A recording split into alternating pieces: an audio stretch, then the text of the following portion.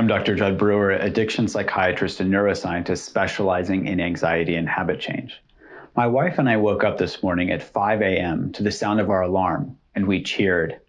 All last week, we'd been waking up regularly between 3 and 4 a.m. without an alarm, our minds filled with thought after thought.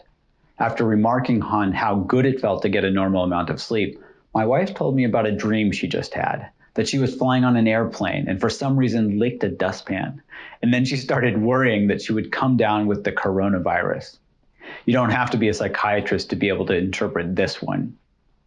I'm guessing that you, like me and my wife, might be having some interrupted sleep right now. In my clinic, I often see patients with two main forms of this, either difficulty falling asleep or early morning awakenings, in which someone wakes up early and has difficulty falling back asleep. Anxiety is a double whammy. It can get in your head and mess with your sleep, and then the lack of sleep can make you more prone to anxiety. Anxiety interfering with sleep is such a big problem that the National Institutes of Health created a number of standardized questions for researchers to use to study the links between the two. I'll read a couple of them to you now, and you can see if they apply to your coronavirus anxiety. Ready? Answer on a scale of 1 to 5 how much the following statements apply to you. 1 being not at all, and 5 being very much. During the past 7 days, 1, I felt physically tense at bedtime. 2, I worried about not being able to fall asleep. 3, I felt worried at bedtime. 4, I had trouble stopping my thoughts at bedtime. 5, stress disturbed my sleep. If you got a high score, congratulations. You just won the same game that everyone else seems to be playing right now. Coronavirus anxiety is definitely messing up your sleep. You probably didn't need to take a test to know this. So what's going on here? Well, here's the science. There's a fair amount of research linking anxiety to sleep problems. I see this all the time in my addiction clinic. No matter what their main reason for coming in is, almost all of my patients have trouble sleeping.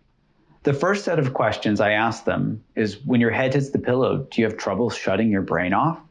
Does your brain start spinning with worry thoughts about the future? And when you can't sleep, does looking at the clock make you more anxious because you start to worry that you won't get enough sleep? Can you relate to these questions?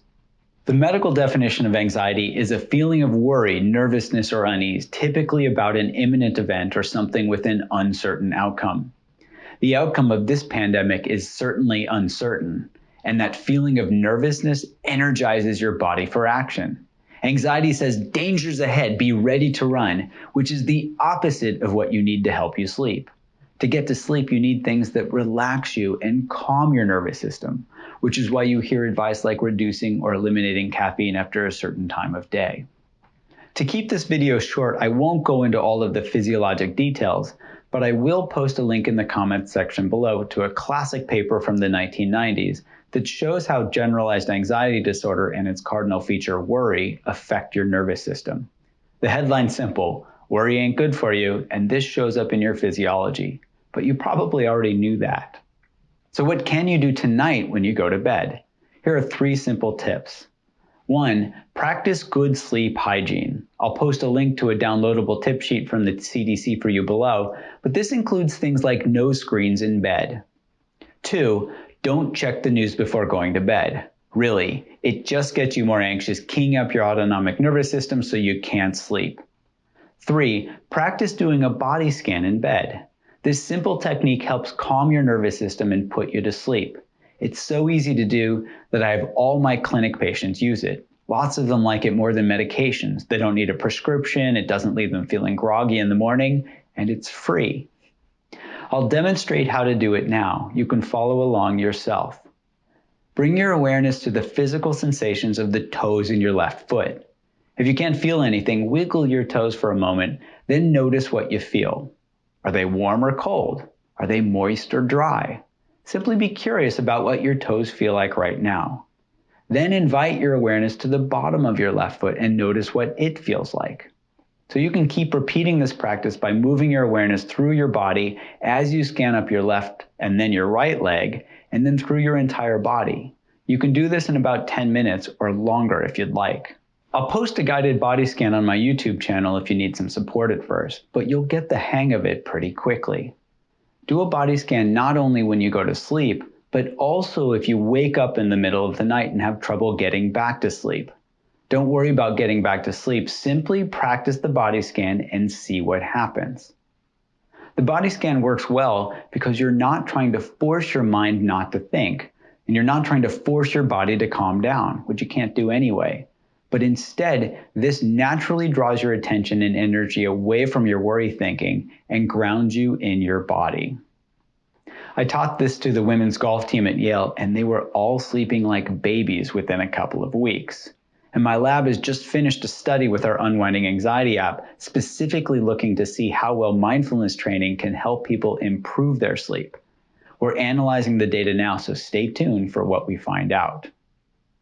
I'll end on a personal note with a page from the book my wife and I are reading together to calm our nervous systems before going to bed.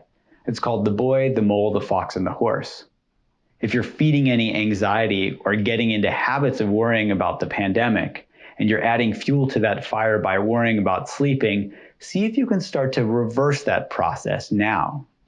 I wonder if there is a school of unlearning. Yes, see if you can use the body scan and other mindfulness practices to help you unlearn any worry habit loops so that you can sleep better. Onward, together. See you tomorrow. If there are topics you'd like me to cover, post them in the comments section below or tag me on Twitter @JuddBrewer. Subscribe to this channel to get updated when I post new videos, and please share this video with anyone who you think might benefit. Thank you.